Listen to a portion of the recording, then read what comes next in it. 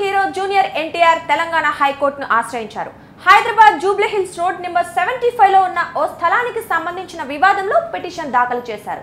తారక్ 2003లో గీతాలక్ష్మి అనే మహిళ నుంచి ఫ్లాట్ కొనుగోలు చేశారు. అప్పటికే 1996 నుంచి పలు బ్యాంకుల దగ్గర ఇదే స్థలంపై గీతాలక్ష్మి ప్రాపర్టీ మార్టిగేజ్ ద్వారా రుణాలు పొందారు.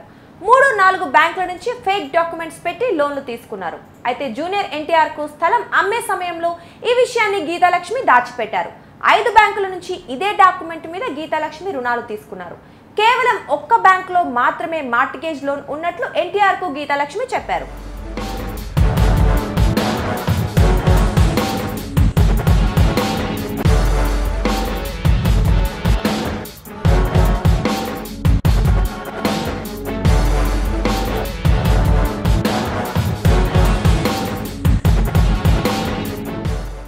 దీంతో ఎన్టీఆర్ చెన్నైలో ఒక బ్యాంక్ లోన్ క్లియర్ చేసి డాక్యుమెంట్ తీసుకున్నారు. 2003 నుంచి ఎన్టీఆర్ ఆ స్థలానికి యజమానిగా ఉన్నారు.